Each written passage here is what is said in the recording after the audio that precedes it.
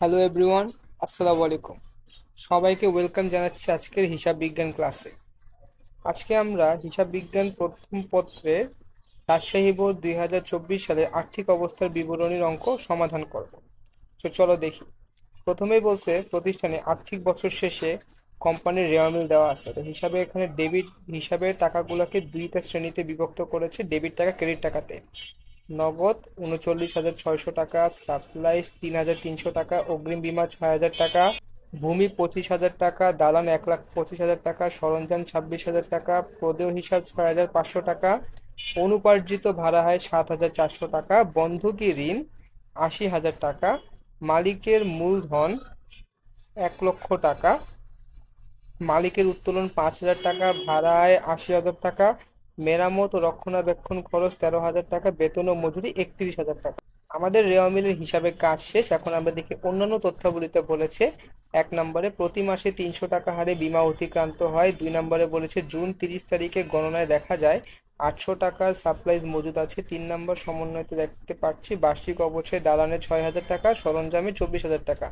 4 নম্বর সমন্বয়তে বলেছে জুন 30 তারিখে পূর্বে 4,800 টাকা অনুপার্জিত ভাড়া অর্জিত হয়, যা হিসাবের খাতায় এখনো লিপিবদ্ধ করা হয় নাই। 5 নম্বরে বলেছে জুন 30 তারিখে বেতন বাবদ বকেয়া রয়েছে 4,000। 6 নম্বর সমন্বয়তে বলেছে ভাড়াটিয়ার নিকট হতে ভাড়া বাবদ 6,000 টাকা প্রাপ্য হয়েছে। 7 নম্বরে বলেছে বন্ধকি ঋণের বার্ষিক সুদ 9%। আমাদের প্রশ্নে বলেছে চলতি বছরের ভাড়া আয় নির্ণয় করো। তো চলো আমরা আমাদের ক নাম্বারটা দেখি। এখানে আমরা প্রথমে লিখবো 1 নং প্রশ্নের উত্তর ক নাম্বার। এরপর আমাদের প্রশ্নে যেটা দিই সেটা চলতি বছরের ভাড়া আয়ের পরিমাণ নির্ণয়। এরপর আমরা আমাদের সাধারণ বক্সটা টানবো, হিসাব বিজ্ঞানে বিবরণ টাকা টাকা। এরপর আমাদের শুরুতে নিয়ে আসবো হচ্ছে ভাড়ায়। ভাড়ায় আমরা কোথা থেকে নিয়ে আসবো, সেটা হচ্ছে আমরা রেওয়া মিল থেকে। দেখো ভাড়ায় 80,000 টাকা দেওয়া ছিল, সেটা আমরা নিয়ে আসবো। এরপর আমরা করব কি অনুপার্জিত ভাড়া আনবো। তো দেখো আমাদের 4 তারিখ সমন্বয়তে বলেছে জুন 30 তারিখের পূর্বে 4,800 টাকা অনুপার্জিত ভাড়া অর্জিত হয়, যা হিসাবের খাতায় এখনো লিপিবদ্ধ করা হয়নি। তার মানে হচ্ছে আমাদের হিসাবকাল কিন্তু শেষ হয়েছে দেখো জুন মাসের 30 তারিখে। তো জুন মাসের 30 তারিখের গণনায় দেখা গিয়েছে যে জুন মাসের 30 তারিখের পূর্বে হিসাবকাল শেষ হওয়ার আগে 4,800 টাকা যে অনুপার্জিত ভাড়া হয় সেটা কিন্তু অর্জিত হয়েছিল। ঠিক আছে, কিন্তু সেটা আমরা হিসাবের খাতায় লিখি নাই, মানে আমরা আয়টা লিখি নাই। এর জন্য আমরা কি করব, এই আয়টাকে এখন লিপিবদ্ধ করব। এইভাবে লিখবো যোগ অনুপার্জিত ভাড়ার অর্জিত অংশ 4,800 টাকা। তাহলে আমাদের ভাড়া আয় ছিল 80,000, অনুপার্জিত ভাড়ার অর্জিত অংশ 4,800। তাহলে আমাদের মোট টাকা দাঁড়ায় হচ্ছে 84,800 টাকা। এরপরে দেখো আমাদের 6 নম্বর সমন্বয়তে বলেছে ভাড়াটিয়ার নিকট হতে ভাড়া বাবদ 6,000 টাকা প্রাপ্য হয়েছে। তার মানে হচ্ছে আমরা যে ভাড়া দিয়েছি সে ভাড়ার টাকা আমরা কি এখন ভাড়াটিয়ারা আমাদেরকে ভাড়া দিবে বা প্রাপ্য টাকা আমাদেরকে দিবে। তো সেজন্য এটা আমাদের জন্য কি হবে, বা এই টাকাটা আমরা পাবো, তো সেজন্য এটা আমাদের আয় না। তো সেক্ষেত্রে আমরা কি দেখবো, যোগ প্রাপ্য ভাড়া হয় 6,000 টাকা। তাহলে আমাদের ক নম্বরে চলতি বছরের ভাড়া আয়ের পরিমাণ কত টাকা দাঁড়াচ্ছে, 90,800 টাকা। এবার দেখি খ নম্বরে কি বলেছে। খ নম্বরে বলেছে জুন 30 তারিখে 2023 তারিখে সমাপ্ত বছরের আয় বিবরণী প্রস্তুত কর। এই প্রশ্নটা আমরা কিভাবে সমাধান করব, দেখো আমরা প্রথমে খ নাম্বার লিখব। কোম্পানির নাম ছিল টনি কোম্পানি, আয় বিবরণী। এরপর আমরা লিখব 2023 সালের 30শে জুন তারিখে সমাপ্ত বছরের জন্য। 30শে জুন কেন লিখলাম, আমাদের প্রশ্নে দেওয়া ছিল। এরপর আমরা আমাদের সাধারণ সব বিবরণ 3টা টাকার ঘর টানবো।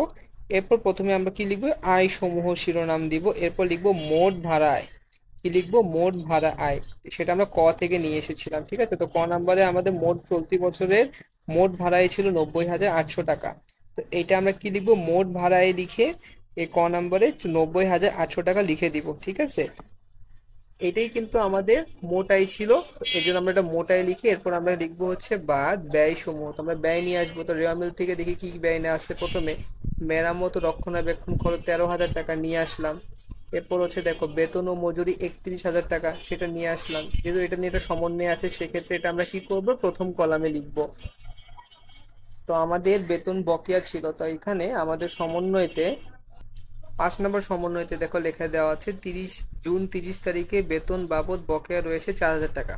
তো আমরা কি করব, বেতনের যেহেতু বেতন বকেয়া রয়েছে যোগ বকেয়া 4,000 টাকা লিখে নিব।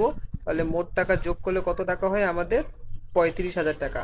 এরপর আমরা করব কি, বিমা খরচ বের করবো। দেখো এখানে বিমানে কি বলছে, প্রতি মাসে 300 টাকা হারে বিমা অতিক্রান্ত হয়। তার মানে আমাদের প্রতি মাস, তার মানে আমাদের প্রতি মাসে 300 টাকা করে আমাদের বিমা খরচ হবে। তো এক বছরে কত হয়, 12 মাস হয়। তাহলে আমরা বিমা খরচ লিখবো, তো প্রতি মাসে কত টাকা হবে, 300 টাকা। তো এক বছর যেহেতু 12 মাস হয়, তো সেক্ষেত্রে আমরা 300-কে কি করবো, প্রতি মাসে 12 বার দিতে হবে, যে 12 দিয়ে গুণ করবো, তাহলে আমাদের কত টাকা আসে, 3600 টাকা আসে।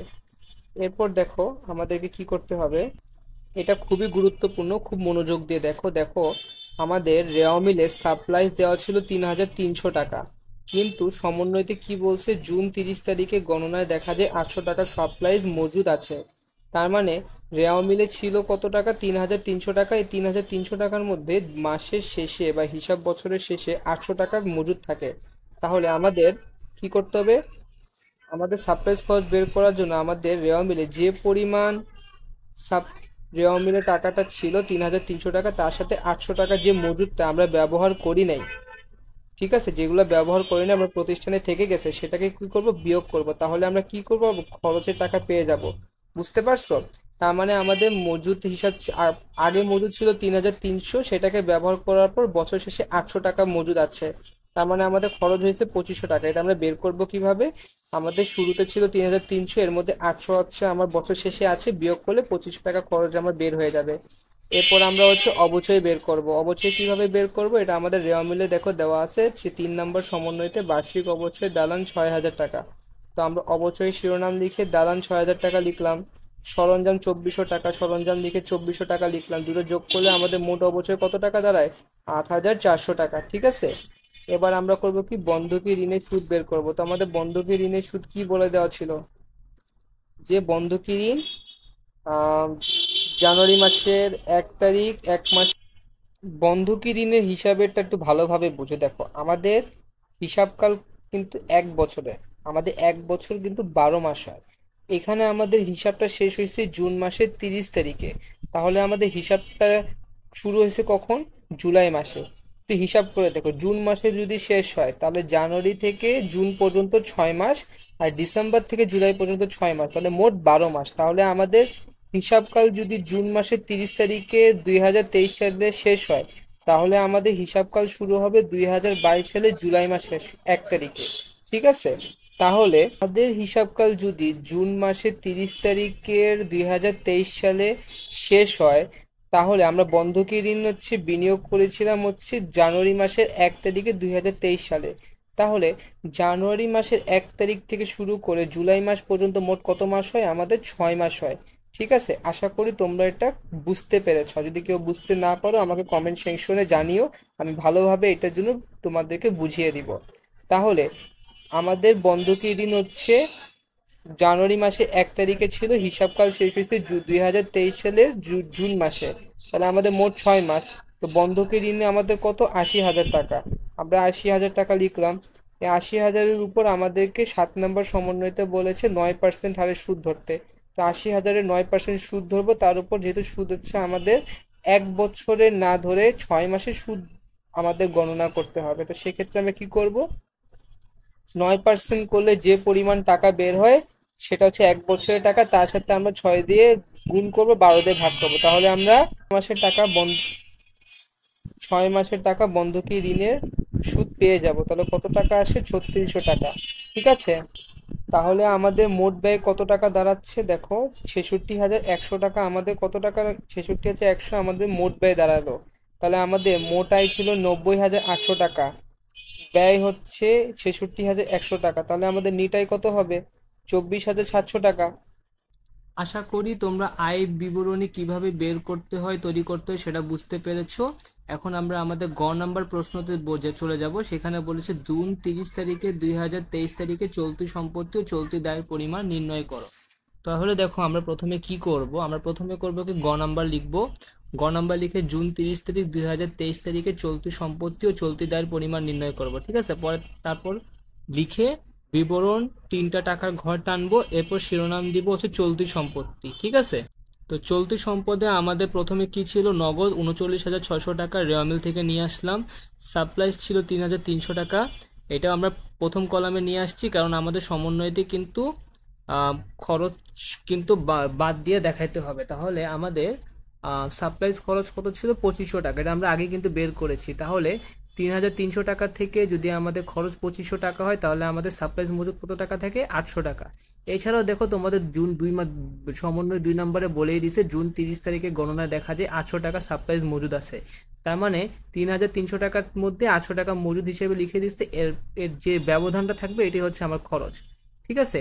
এরপর দেখো আমাদের হচ্ছে যে অগ্রিম বীমা ছিল 6,000 টাকা, লিখে দিলাম। এর মধ্যে বীমা খরচ আমরা কিন্তু ওই যে বের করছি যে 300 টাকা 12 দিয়ে গুণ করলে 3600 টাকা খরচ হয়, বা 6,000 টাকা থেকে 3600 টাকা আমাদের খরচ হয়েছিল।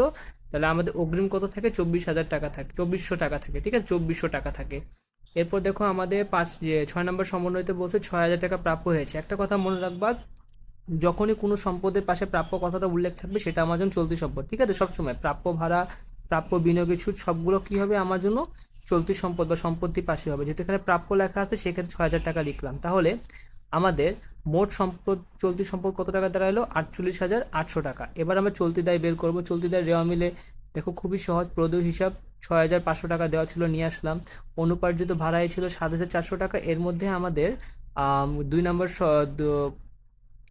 আর 4 নম্বর সমন্বয় বলেছিল কি, এই যে 7,400 টাকার মধ্যে 4,800 টাকা কি হয়ে গেছিল, ভাড়াটা অর্জিত হয়ে গেছে। তাহলে আমাদের অনুপার্জিত ভাড়াই ছিল 7,400 টাকা। এর মধ্যে আমরা 4,800 টাকা অর্জন করেছি। তাহলে আমাদের মোট অনুপার্জিত ভাড়াই হচ্ছে 2,600 টাকা।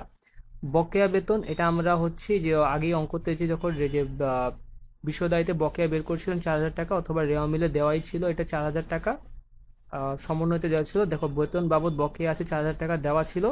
আর বন্ধকি ঋণে বকেয়া সুদ, সেটাও আমরা কি করছি, বিশদায় বিবরণী বা আয় বিবরণী করার সময় 3,600 টাকা বের করেছি।